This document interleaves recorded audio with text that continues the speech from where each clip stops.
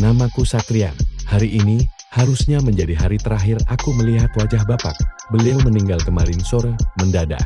Saat sedang duduk di kursi goyang kesayangannya, wajahnya membiru. Matanya melotot menatap langit-langit. Seolah melihat sesuatu yang mengerikan menjemputnya. Tapi bukan kematian itu yang membuatku gemetar saat ini, melainkan apa yang terjadi di pemakaman. Kami tinggal di sebuah desa yang masih sangat memegang erat adat istiadat. Bapak dikenal sebagai orang kaya, tuan tanah yang punya banyak sawah, tapi anehnya, melayat yang datang bisa dihitung jari. Hanya ada Pak RT, Pak Ustadz, dan beberapa penggali kubur. Tetangga lain, mereka memilih menutup pintu rapat-rapat. Pak Ustadz menghela napas panjang melihat sepinya pelayat. Sabar, Satria. Setiap amal akan kembali pada pemiliknya. Mari kita fokus memulangkan bapakmu ke peristirahatan terakhir. Masalah dimulai saat para penggali kubur mulai mencangkul. Tanah wakaf keluarga kami, tanah di desa ini, biasanya gembur. Tanah merah yang mudah digali. Tapi siang itu, matahari bersinar terik. Namun udara terasa dingin menusuk tulang. Mang Ujan, penggali kubur paling senior, tiba-tiba berhenti mencangkul. Setelah kedalaman baru mencapai lutut, dia menyeka keringat dingin di dahinya. Satria, panggilnya dengan suara bergetar. Aku mendekat, dan demi Tuhan, apa yang aku lihat membuat darahku berdesir. Tanah itu bukan mengeluarkan air, melainkan mengeluarkan bau-bau bangkai yang sangat menyengat. Padahal tidak ada bangkai hewan di sana. Dan yang lebih gila lagi, setiap kali tanah itu dicangkul dan diangkat, lubang itu kembali menutup dengan sendirinya.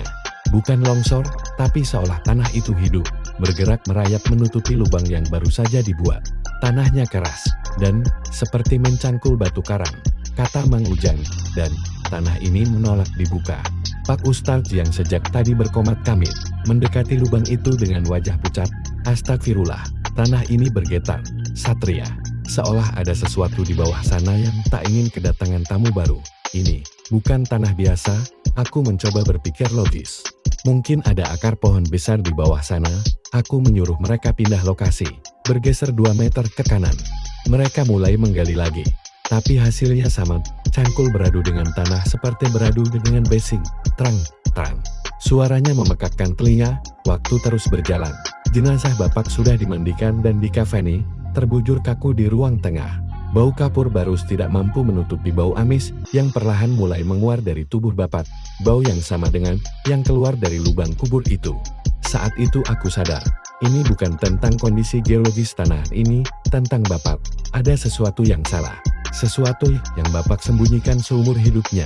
Kini menagih janji tepat di saat ia tak lagi bernyawa. Hari sudah menjelang maghrib. Jenazah Bapak belum juga bisa dikebumikan. Pak Ustadz menyarankan agar kami menunggu sampai malam hari, berharap tanah akan melunak.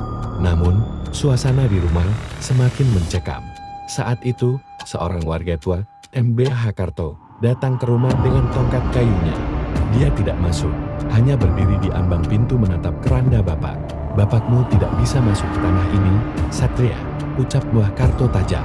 Tanah ini tahu siapa yang memberinya makan darah selama ini.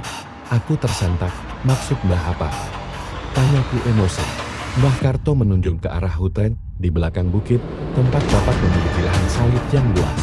Dulu, Bapakmu datang ke desa ini miskin, dalam 3 tahun, dia punya segalanya. Kamu pikir itu kerja keras? Tidak, nah itu perjanjian. Bapakmu mengikat janji dengan penunggu tanah merah.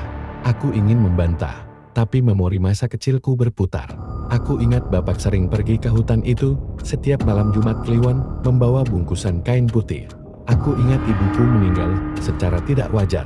Tubuhnya kering kerontang, seolah dihisap habis vitalitasnya. Dan Bapak tidak pernah menangis saat ibu pergi. Dia justru semakin kaya setelahnya. Malam itu, kami memaksakan untuk membawa keranda ke pemakaman meski lubang belum siap. Kami berpikir, mungkin jika jenazah sudah di sana, tanah akan luluh. Itu adalah keputusan terburuk. Saat keranda diangkat, beratnya bukan main. 4 orang laki-laki kekar, termasuk aku, merasa seperti memanggul 1 ton besi. Bahuku lecet, kakiku gemetar. Di tengah jalan menuju makam, tiba-tiba terdengar suara kerak. Kayu keranda retak. Dan saat kami tiba di liang lahat yang dangkal itu, kejadian mengerikan terjadi. Jenazah Bapak yang sudah dibungkus kain kafan bergerak. bukan bangkit hidup kembali, tapi berkejang, seperti ada sesuatu di dalam kain kafan itu yang ingin keluar. Tiba-tiba, dari lubang kubur yang dangkal itu, keluar ratusan kelabang hitam dari sela-sela tanah merah yang bergetar. Binatang itu merayap naik, bukan menjauh, tapi menuju ke keranda Bapak. Mereka mengerubungi kain kafan putih itu hingga menjadi hitam legam. Orang-orang berteriak histeris, beberapa penggali kubur lari ketakutan. Pak Ustaz mencoba melantunkan ayat suci, tapi suaranya kalah oleh suara disis dari tanah. Tanah itu bergemuruh pelan, seolah sedang marah. Mbah Karto benar, tanah ini tidak mau menerima tubuh Bapak, atau lebih tepatnya, tanah ini jijik pada jasad Bapak. Situasi sudah kacau balau, aku menangis, bersujud di tanah yang keras itu. Bapak, apa yang Bapak lakukan? Teriakku frustrasi. Pak Ustaz menarik bahuku kuat-kuat, Satria. Kita tidak bisa memakamkannya di sini. Kita harus membakar jenazahnya, atau melarungnya ke sungai. Tanah desa ini sudah menutup diri. Tapi aku menolak, dalam ajaran kami, jenazah harus dikubur. Aku mengambil cangkul dari tangan Mang Ujang yang gemetar. Aku menggali sendiri. Aku memukul tanah itu sekuat tenaga sambil menangis meraung-raung. Terima Bapakku. Terima Bapakku. Anehnya, saat air mataku jatuh menetesi tanah, tanah itu mendesis seperti besi panas disiram air. Lalu perlahan, tanah itu menjadi lunak. Bukan lunak seperti tanah biasa, tapi menjadi lumpur hisap yang becek dan berbau busuk. Cepat, masukkan sekarang. Teriak Mbah Karto yang entah sejak kapan sudah ada di belakangku. Tanpa pikir panjang, kami mendorong jenazah Bapak ke dalam lubang lumpur itu. Tidak ada azan, tidak ada tata krama yang layak. Kami hanya ingin jasad itu masuk. Begitu jenazah menyentuh lumpur, terdengar suara jeritan, bukan dari mulut kami, tapi dari dalam tanah. Suara jeritan Bapak, jelas sekali. Suara itu melengking, panas, ampun panas. Tanah lumpur itu bergejolak, seolah sedang marah, dan mengunyah jasad Bapak. Kain kafan itu tersedot ke bawah dengan cepat, berputar-putar dalam pusaran lumpur hitam. Aku melihat tangan Bapak yang terbungkus kain sempat menyembul ke atas. Jari-jarinya menekuk aku seolah meminta tolong. Sebelum akhirnya tersentak kuat ke dalam kegelapan perut bumi. Lubang itu menutup sendiri dengan kecepatan kilat. Rata, tidak ada gundukan. Tidak ada tanda-tanda bekas galian. Tanah itu kembali menjadi tanah merah yang keras dan kering. Seolah-olah Bapak tidak pernah dikubur di sana, melainkan dimakan mentah-mentah oleh bumi. Kami semua terdiam. Hening yang sangat panjang, bau busuk itu hilang seketika, berganti dengan bau tanah basah yang aneh. Sudah selesai, kata Mbah Karto lirih. Hutangnya sudah lunas dengan badannya sendiri. Aku pulang dengan tatapan kosong, kakiku serasa melayang. Aku pikir mimpi buruk ini sudah berakhir dengan terkuburnya Bapak, tapi aku salah besar. Malam itu aku tidur sendirian di rumah besar peninggalan Bapak. Rumah yang dibangun dari hasil keringat yang salah. Listrik padam total, hanya lilin yang menemaniku di ruang tengah. Sekitar pukul 2 pagi, aku terbangun. Ada suara garukan. Srek, srek, srek. Suaranya berasal dari lantai kamarku, lantai keramik putih yang dingin. Aku menyalakan senter ponselku. Di sudut kamar, aku melihat tanah merah. Sedikit demi sedikit, tanah itu muncul dari sela-sela nat keramik, menggelembung keluar.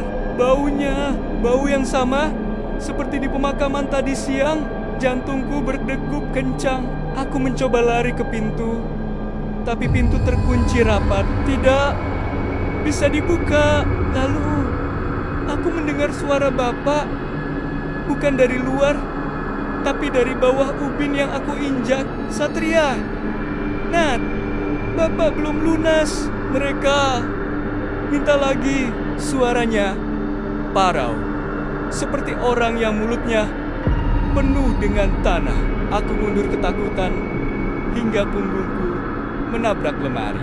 Minta apa, Pak? Bapak sudah mati. Bapak sudah diambil tanah. Lantai di tengah kamarku retak. Tanah merah menyembur keluar seperti air mancur. Dan dari gundukan tanah itu muncul sebuah tangan. Bukan tangan mayat Bapak, tapi tangan makhluk hitam berbulu dengan kuku panjang yang kotor. Lalu terdengar bisikan Mbah Karto terngiang di kepalaku. Perjanjian itu 7 turunan. Satria, kalau bapakmu tidak sanggup bayar dengan nyawanya, maka darah dagingnya yang harus melunasi. Aku baru sadar Bapak tidak diterima bumi, bukan karena bumi menolaknya, tapi karena bumi belum selesai menagihnya. Bapak hanya uang muka, pelunasannya adalah aku. Tangan hitam itu mencengkeram kakiku. Dingin, lebih dingin dari es. Aku ditarik, aku mencakar lantai, mencoba bertahan, tapi ubin-ubin itu pecah. Tubuhku perlahan amblas ke dalam lantai kamar tidurku sendiri, bukan ke ruang bawah tanah, tapi ke dalam kegelapan tanah merah yang tak berdasar. Dan hal terakhir yang aku lihat sebelum tanah menimbun wajahku adalah sertifikat tanah. Dan rumah ini yang terpajang di dinding terjatuh dan pecah berkeping-keping. Sekarang aku ada di sini, di tempat gelap, sesak dan penuh tanah ini, menunggu giliran anakku nanti untuk melunasi sisa hutang Bapak. Like, comment, and subscribe jika kalian berani menghadapi teror ini.